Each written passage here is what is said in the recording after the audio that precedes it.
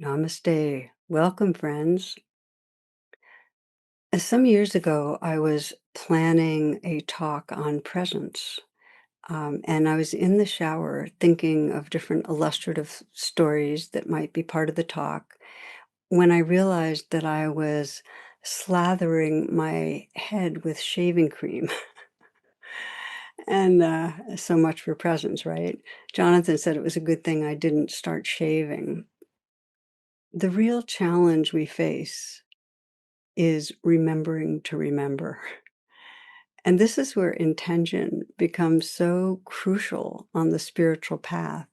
The more we set our intention consciously, whether it's for presence or kindness or whatever really matters to us, when we do it at, let's say, the beginning of a day or before a stressful engagement or at the beginning of a meditation, there's more natural calling back home.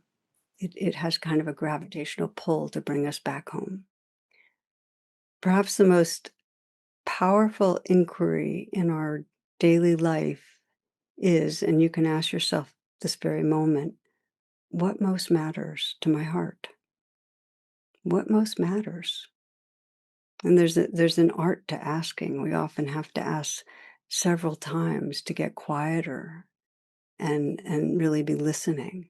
But the gift is this, that as we remember what matters, as we remember, oh, well, what I most care about is presence. What I most care about is love, our connection, our creativity. There's a waking up, there's a sense of sacred homecoming. So this is the power of intention. This is the power of remembering what matters to us. It brings us home. One of my favorite lines from the poet Hafez is, ask the friend for love, ask again, for I have found that every heart will get what it prays for most. So today's talk, which is part 2 on the power of intention, it offers guidance on how to connect with what most matters, how to align our lives with our hearts. Okay, my friends, blessings. Before I give a talk and in this weekly podcast and in many settings, I take some moments of quiet and I reflect on my intention for what's coming. And I thought I'd say it out loud, which is that this reflection serve our hearts, our awakening, and the intention for presence, for open-hearted presence. So I find when I take the time to get in touch with that, with a kind of sincerity that this is really what matters, it actually helps me stay aligned. It helps me stay connected. And I thought I'd begin in this way, letting you know, because this is the second part of a series on intention and the power of intention. And last week's talk is available for those that haven't listened. And just as a bit of a recap, it's really central in Buddhist psychology, the notion of intention. And it starts with karma, which means that everything has an effect. So your habitual kind of thinking, what you've eaten so far today, what you listen to, what news you listen to, how you're speaking with people, the kind of work you do, if you pause and meditate, what music you're listening to, everything impacts your experience and ripples out. So where intention comes in is behind every action, no matter what it is, a mental action, a physical action, there's an intention. And it's usually unconscious. And yet it creates our universe. The Buddha put it that our whole life comes out of the tip of intention. Everything, all of our experience.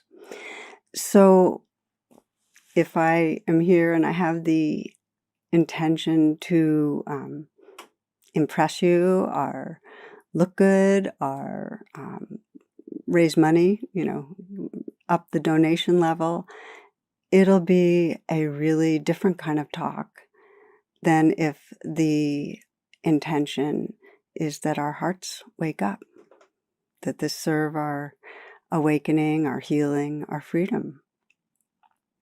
Okay, so intentions create actions, create our life experience.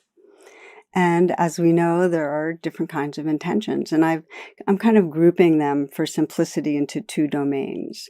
And one is the intentions that cause suffering, such as if we have an intention to hurt ourselves or someone else.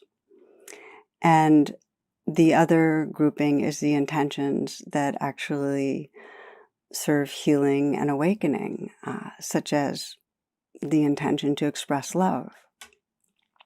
So the ones that come from suffering really are coming from a deep and habitual fear and clinging. In other words, when we don't have our basic needs met, our needs for safety, for love, for understanding, we live with a kind of ongoing fear and clinging that gives rise to intentions that actually don't serve us. For example, if someone doesn't feel safe because they've been abused as a young child, and their intention, of course, is to protect themselves, to defend themselves, and then that leads to lying and to avoiding contact or to lashing out. They're suffering because that fear-driven intention to protect becomes habituated, and the behaviors become habituated. So even when there's no impending threat, that same intention to protect and those same actions unfold. Okay, so it becomes our life experience when intentions that cause suffering get habituated. It is very much amplified by the society we live in. So the same fears that get instilled in a child through their, let's say, their immediate family get reinforced. In fact, the family gets the messages from society, gets enforced by the kind of society they're living in. And if it's a society like ours that is full with violence and addictive craving and messaging about what's right and what's wrong, who's superior, who's inferior, it can leave us in the grip of fear. So Butch Hancock, he writes this, he says, "Life in my hometown, rural hometown, taught me two things. One is that God loves you and you're going to burn in hell. The other is that sex is the most awful, filthy thing on earth, and you should save it for someone you love." So we know it. We have actually often mixed, conflicting intentions. In other words, we might be having a conversation and our deep intention is to listen well and to understand and connect. And yet the fear part of ourselves wants to prove our point and to be right and to inflate ourselves, to feel superior. We might want to be facing and healing our insecurity, our relational insecurity. And there's another part of us that wants to drink alcohol to feel more comfortable in a social situation. So we get pulled by the fear intentions and then the deeper intentions for healing. Saw a cartoon, there are two bears in a cave, it's hibernation time, and so one's fast asleep, the other's wide-eyed, completely tense, and the caption says, "Darn it, I know better than to have a cup of coffee after October." So, we can see them competing, this kind of immediate gratification or comfort or protection, from fear, from clinging, and the parts of ourselves, the deep part of us that's intending in the long term, just knowing we want to heal, we want to wake up. So I want to slow down here and kind of ground it in your experience, because if you examine the day, you can start shining a light on unconscious intentions that were fueling your behaviors, your mood, your whole experience. We don't do it that often, but it becomes a very powerful tool of mindfulness to begin to investigate our intentions. So I'd like to invite you to, if you're not already doing so, just to come into stillness, let your attention go inside, take a few full breaths. We're just going to scan a bit through the day, see where you are being guided by deep intention, let's say for love or connection or learning, and where more from the intentions that are rooted in fear or craving. And sometimes it's subtle, and sometimes it's very clear. So I invite you to be curious, to not judge, and to begin by sensing in the last day, or maybe 2 days, the times you've been relating with others. You might pick a few people that you were in conversation with, interacting with, and review what happened a bit.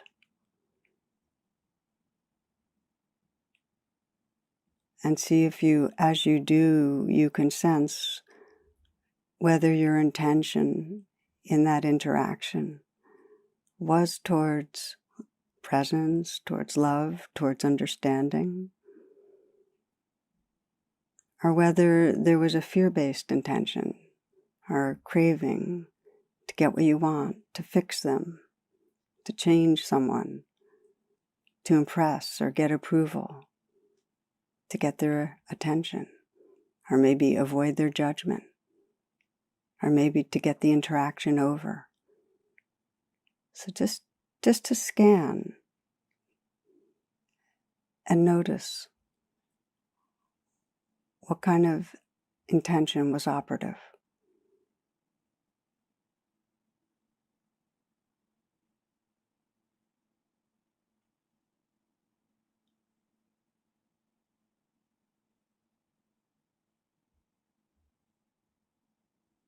And you might do the same thing in work activity. Just sensing yourself at work, and just notice if your intention was towards presence, wholeheartedly engaging, towards serving, towards creating, learning, or whether the intention was more towards relieving your anxiety by getting more done, impressing others, avoiding mistakes, being enough.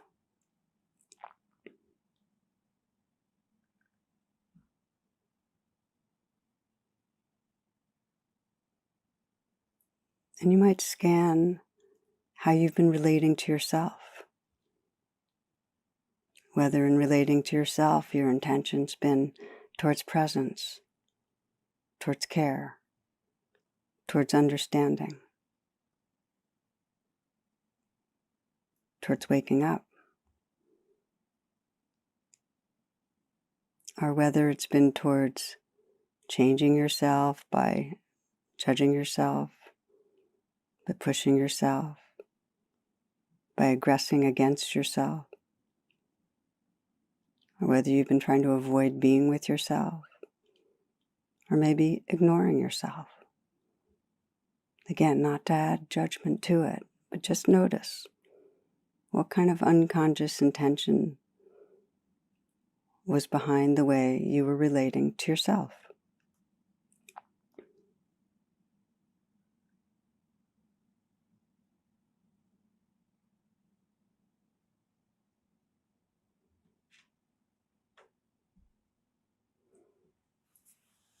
And take a few breaths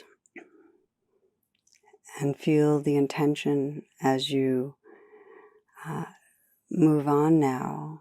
Continue to listen, to let this tool of noticing serve you. There's a real power to bringing intention into the light of awareness. It actually gives us choice. It gives us the opportunity to sense, is this really the intention that is an expression of who I am? And awareness itself is the healer. Just noticing will help you come more and more into having intention be a real compass of the heart. Now, there are a number of pathways for recognizing and living from our deepest intention. And last week we explored how in a meditation and coming into presence, we can begin to just ask ourselves what really matters and come into contact with what's really sincere, what really expresses us. And we also began exploring how we can set our intention for the day. And I described me bookending the day, like setting the intention at the beginning and doing this in company with Jonathan, my partner, and at the end checking in and saying, how'd it go? Without judgment. So you can do that kind of a broad setting in the intention for the day. You know, what do you want to keep remembering through the day? It's a beautiful way to, have a meditation at the beginning of the day and just set that intention. And it's powerful. One of my friends and teaching colleagues, Frank Ostaseski, frames intention in a lovely way. His question is, love, what would you have me do today? What would you have me do today? So that's one thing, is broadly setting your intention. But it's also really powerful to set it for particular situations.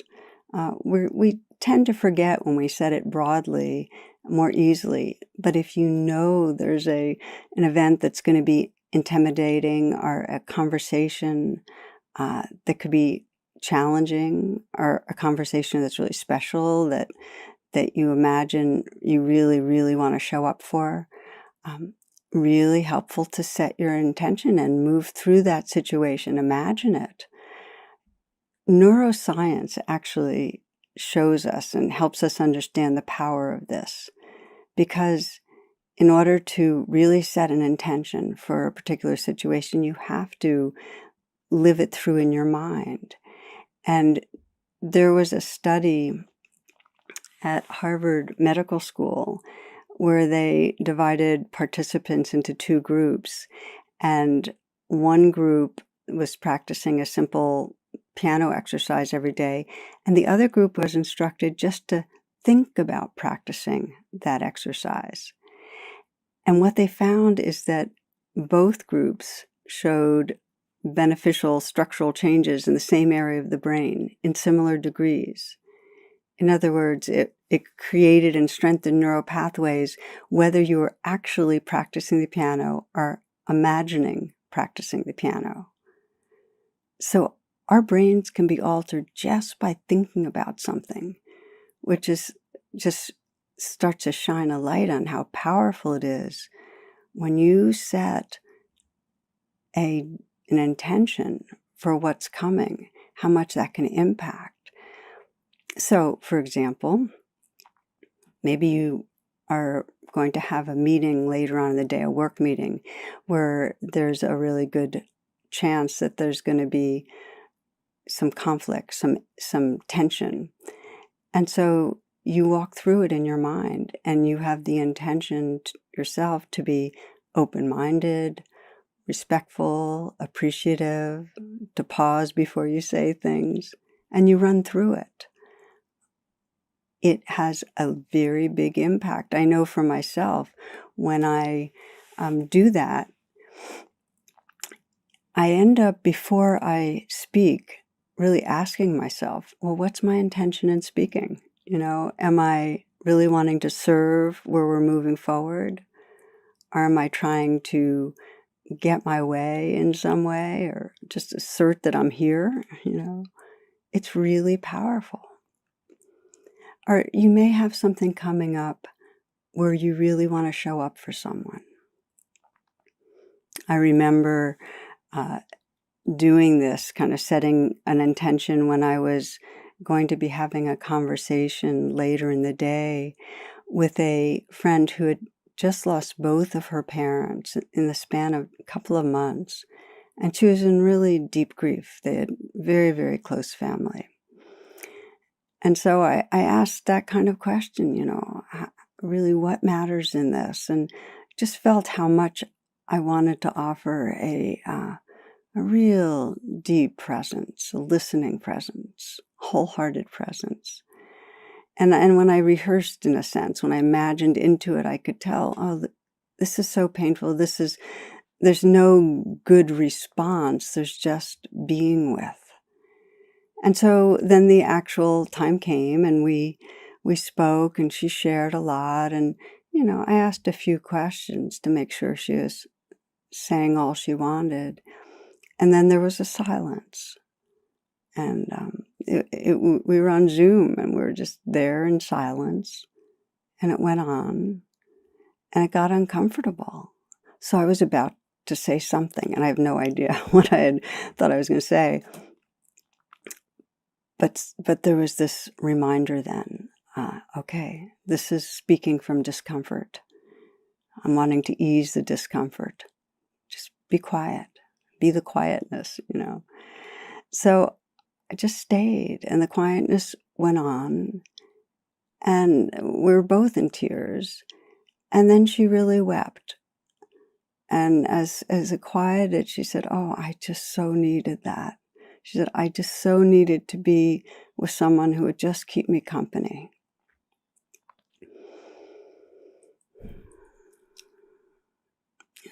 Last week I mentioned that walking in the desert and seeing the spire, and that kind of reminded me of the way back to the retreat center. I was so grateful to have that spire, that reminder, just to stay, be quiet. I found for some situations it really helps to hitch intention to certain flags. In other words, the flag of when you're about to press send on a charged email, to let your intention be to stop and to review and say, does this really resonate with my heart and my wisdom? Or for me, when I'm about to go for a walk, when I walk outside, it's a flag to let the walk be a meditation. I walk regularly, and to really come into my senses. So I right away start listening, and I start feeling as I'm moving my feet on the earth. Or the flag might be a certain person that there's a kind of conflict that keeps on replaying. When it replays, that's your flag to pause and reconnect. Well, what really matters here? Or it might be internal, like when you find yourself obsessing or specifically caught in judging, resenting, blaming. Okay, pause. What's under this? What's my deep intention?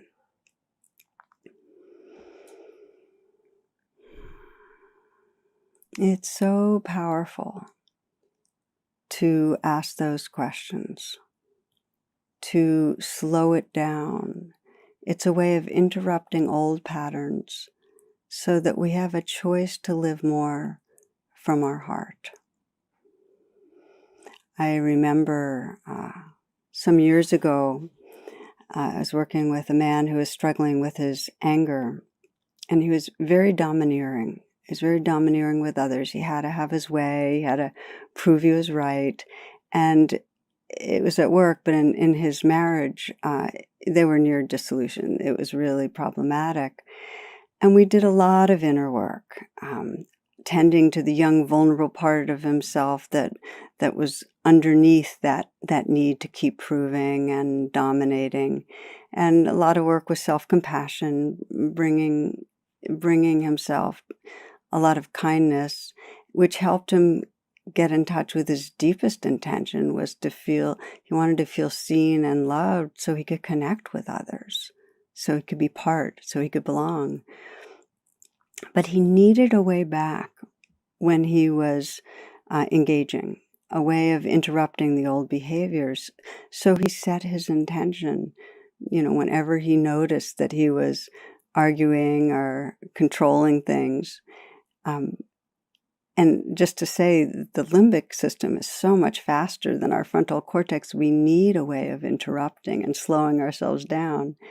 So that was his practice, especially with his wife. Whenever he felt that tension, and that he was trying to push her around in some way, he would pause, and he had a mantra. It was, "Not my will, my heart's will." That was what he would say to himself. And it helped him. It helped him realign his moments and his behavior with what mattered to him. Okay, so we're talking about getting in touch with our deepest intention, setting our intention and targeting the times of the day that we know it'll make a real difference to remember. And the truth is, whatever we practice gets stronger. So the more we practice that, the more we find that what really matters to our heart seems to be guiding us through our moments, through our day. But I want to now go to what I think of as the primary challenge in accessing our deep intention. And you've probably realized that whenever you're caught in the grip of what we'll call a fear-based intention, the anger that wants to hurt or get back, or the craving that wants to have what you want to have, in those moments, there's very little access to remembering what really matters.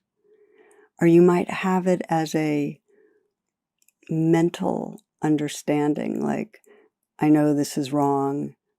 I know that this is going to hurt me. I know there's a better way, but it doesn't matter right now, whatever.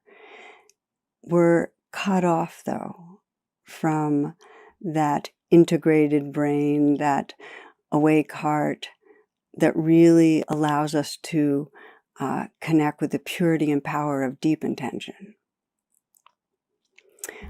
Maybe you remember from last week, I talked a quote from D.H. Lawrence that I really love. He says, it's not what the self wants, it's what the deepest self wants. And it takes some diving. So how do we dive when what the self wants is really charged? And here I'd like to say what I found, there's two related understandings that can help you dive when you're stuck, that can help you reconnect with an awake heart. And the first one is that no matter what you're doing, whether you're hurting yourself, whether you're hurting others, the intention behind it is in some way to serve your survival, your thriving. Whenever you're emotionally stuck, the emotion is trying to help, and it's misguided. It's based on some delusional belief formed early in life, and that we then just builds on itself. So we land up, if only I can get more money or more approval or the right partner, then I'll be happy. Or if I judge myself, then I'll change. Or if I can get rid of this person from my life, or put them down or diminish them, it'll all be better. Or if only I can get rid of these feelings right now, then I'll be okay. And then that leads us to more food or more drugs or drinking or whatever. So the intentions are misguided, but deep down, they're trying to serve your life. I think of them as they're a life that's loving life, just confused. And, some we can see, and some are just immature. Some of our intentions it's like there's just this young person playing out, and it would have been okay at a younger age, but it feels not okay now. I think of a story of a mom who was preparing pancakes for her two sons, a 5-year-old and a 3-year-old. And the boys began to argue over who gets the first pancake. And the mother saw an opportunity for a moral lesson and said, well, if Jesus was sitting here, he'd say, let my brother have the first pancake. I can wait. And so the older one turns to his younger brother and says, Ryan, you can have the first chance at being Jesus. So, of course, when children act from wants and fears, we're more tolerant, and even if it becomes extreme, we have the perspective of, okay, they're having a hard time. There's something in them that needs attention. There's that unmet need going on, and it's still life-loving life, but they need something. But we don't have that with ourselves. When we behave in ways we don't like, we forget that underneath that, it's being driven by an intention that's trying to serve us. It's just misguided. That's the first understanding. The second understanding is that if we then respond by blaming ourselves and shaming ourselves for getting caught, it only deepens the grooves of being stuck. Shame distances you even more from the healing power of your heart's intention. It makes it harder to come home.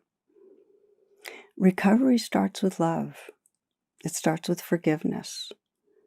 If you want to shift from the domination of a fear-based intention, if you want to live from deep intention, we need to relate wisely and kindly with the misguided intent.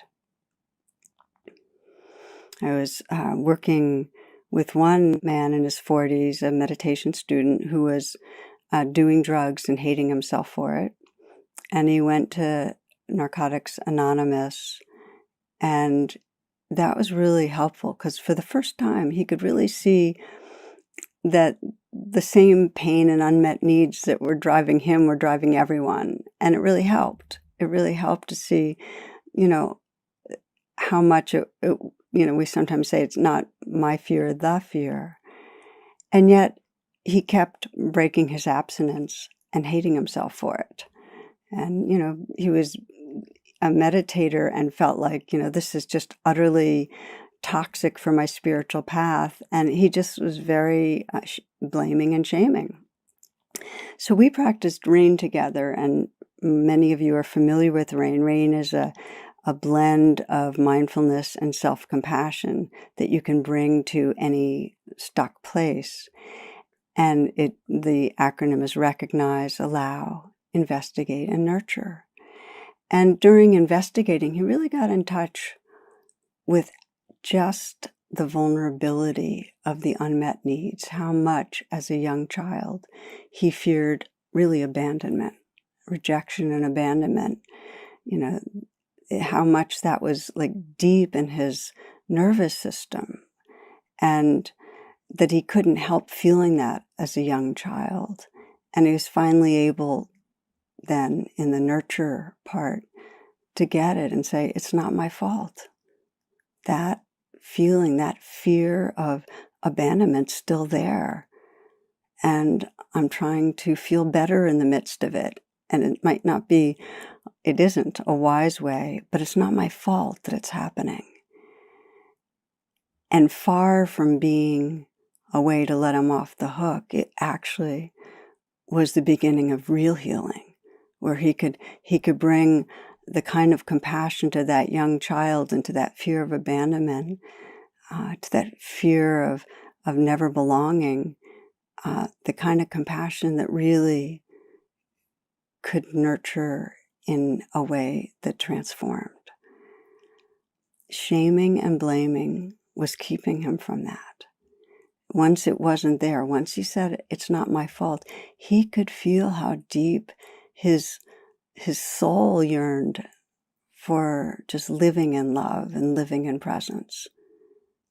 His soul yearned for it. He knew he was home when he got in touch with that intention. So I want to pause again here and invite you to reflect. We'll do a little reflection together on bringing rain to a place within us where we are still judging ourselves. If there's a place of shaming and blaming, maybe a behavior you know isn't good for you, or maybe it's hurting others. It's always both, really. And you can't stop. It might be a way of consuming, a way of lashing out, a way of neglecting yourself or others, judging. I'll take a moment and give you a chance to come up with something where the judgment is strong.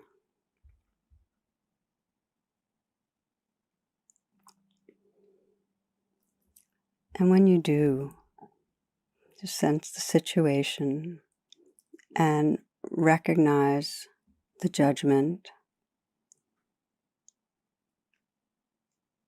Recognize that you're turned on yourself.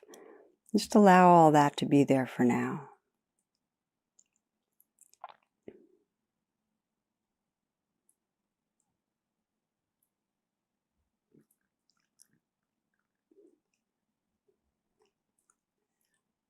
And then begin to investigate and bring to mind what you're judging, the behavior that you're condemning.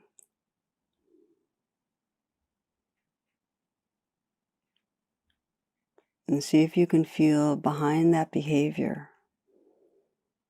What's the intention? What's it trying to do for you? What's it trying to protect you from? Or what is it trying to get for you? Maybe it's trying to protect you from rejection or abandonment or failure. Maybe it's trying to get others to love you. Just sense what it's trying to do. See if you can feel into the deep intention behind it, in some way trying to help you.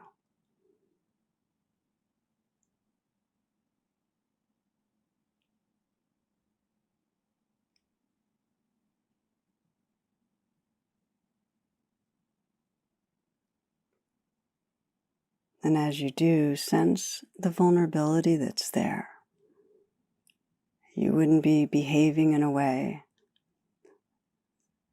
that felt harmful or off unless there was some suffering place inside. Just to get in touch with the vulnerability, the unmet need.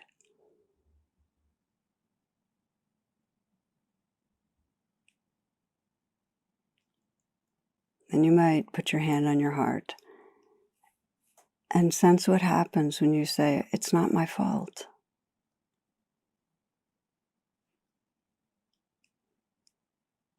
It's not my fault. Even try it with a more kind tone. It's not my fault.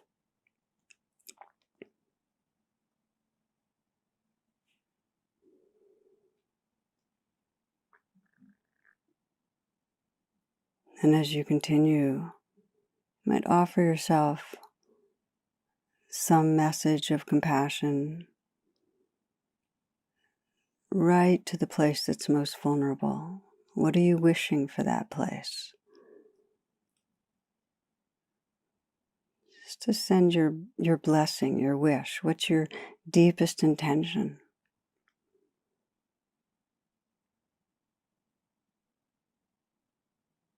What's the healing that you intend?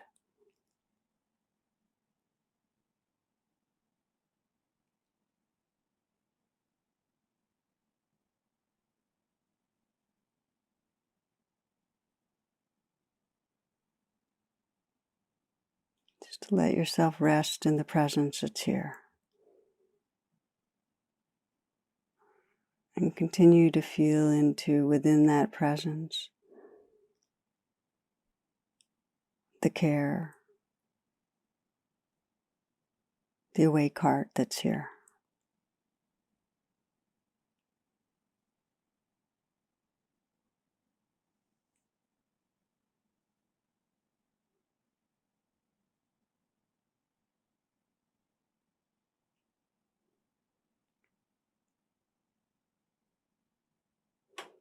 And sense what you want to remember. You'll be in a few moments, we'll be continuing on, but what is it you want to remember? What's the deep intention that you want to remember as you move on?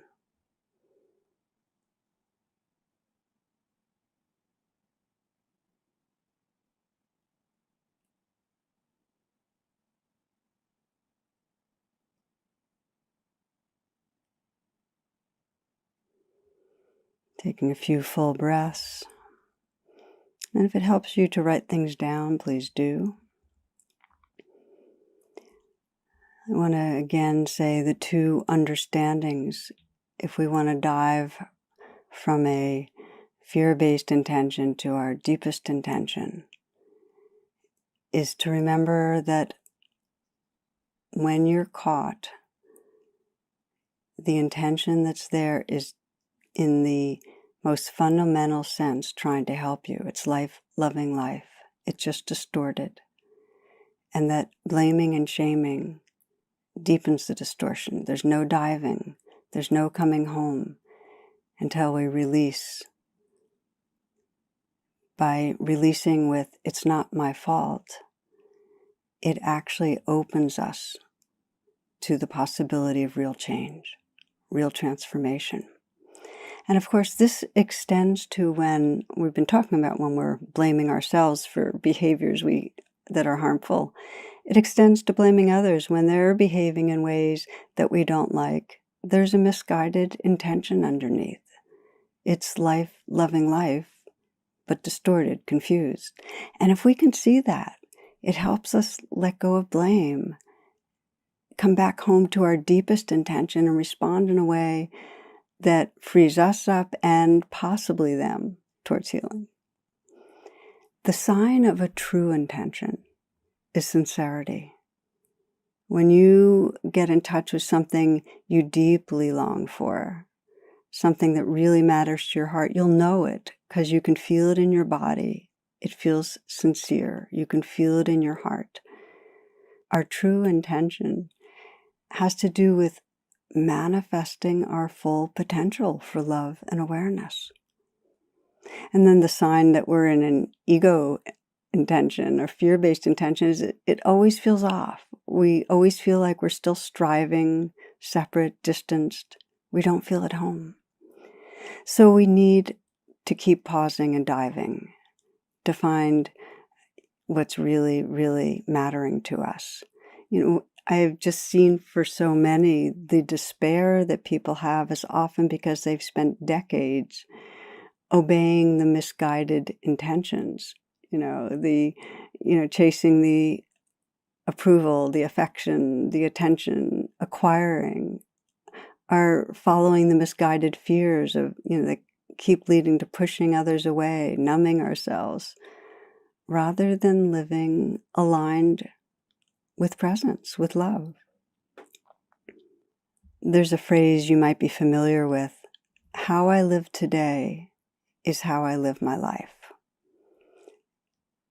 It's a compelling thing to consider. How I live today is how I live my life. And as we know, there's a quality in our daily trance that's very time-based in the sense that we're very habituated to life going on, and we forget the truth of impermanence. And what that does is it keeps us from inhabiting our deep intention because it leads us to postponing.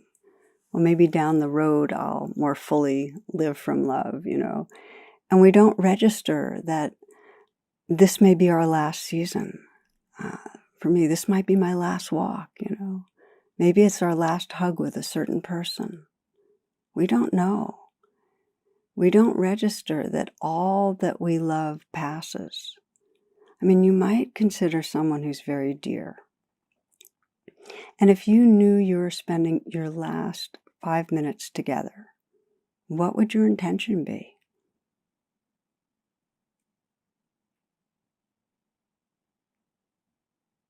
Is it to be fully present, fully loving? I'm imagining so. Or you might imagine someone you love who's already gone, someone you love who's passed away. And if you could have them back for, let's say, 5 minutes, just 5 minutes to have them back, what would your intention be?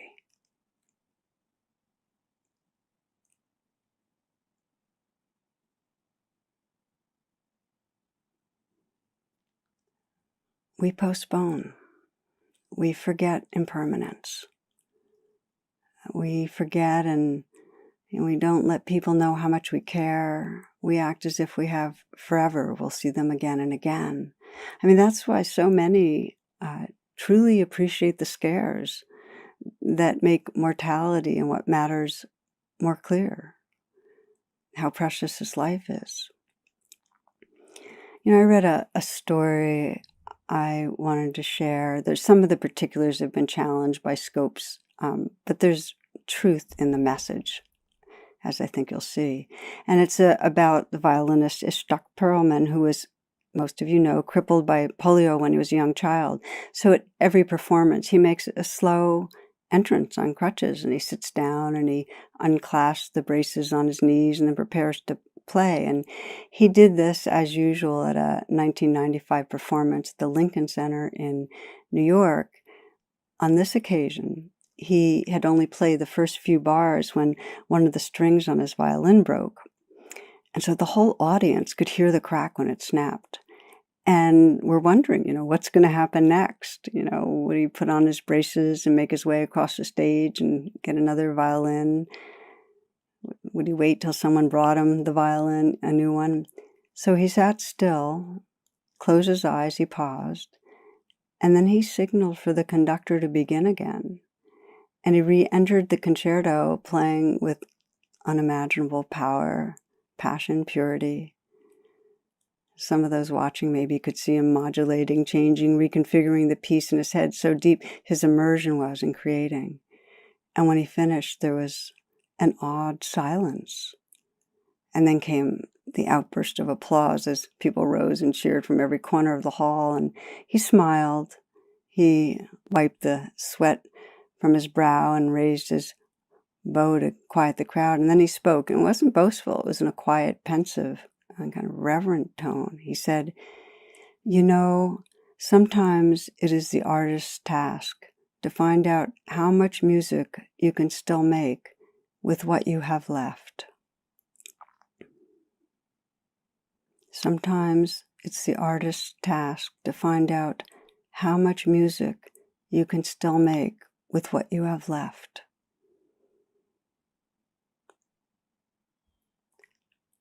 So for all of us, we're all playing with broken strings. It's an imperfect life, imperfect, hurting world. And remembering our true intention, our deep intention, allows us to bring our full heart to our life. And again, what we practice grows stronger. The more we practice looking towards our deep intention, the more available it is. The poet Hafiz guides us by saying, ask the divine for love and ask again. And then he writes, for I have learned that every heart will get what it prays for most. Every heart will get what it prays for most. I think about, I've been teaching for almost 50 years. And as I've met many people on the path, and when I consider those who've really continued to unfold deepening wisdom and love and a deepening inner freedom over the years, and I realized it has nothing to do really with what particular spiritual path or religious path, Christian, Muslim, Buddhist, Hindu, Jewish, indigenous. Doesn't matter which one. It doesn't matter which meditation practice. The sign that most is in common from all of them is that each, in some way, is very much with that deep, sincere intention to wake up, to love, to wake up to truth, to wake up to full presence. There's one teacher and friend was a couple of years ago about to have major heart surgery and just knew the risks. So she had that awareness of impermanence and the power of intention. And she was reflecting on what she wanted to share with dear ones. You know, she had that sense of, if this was the last thing I communicated. And for her, it was simply this. She said, be kind. Be kind to yourselves, to one another, to all living things, and to our dear Mother Earth. And let that kindness blossom into action.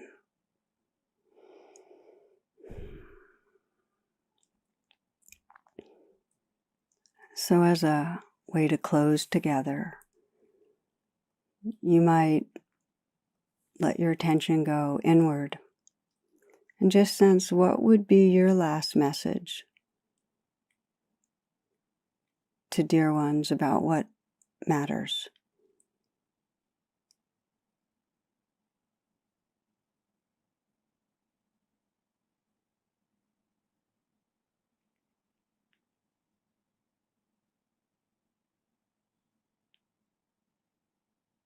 You might sense, if you're at the end of your life, what would be your message to yourself right now about what's most important? What would you want yourself to remember?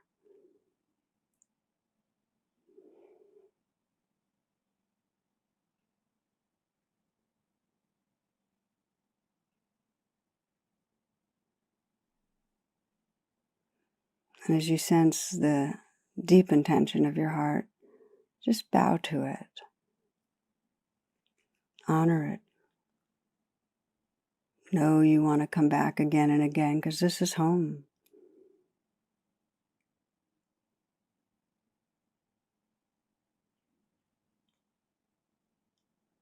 And to remember that every heart will get what it prays for most.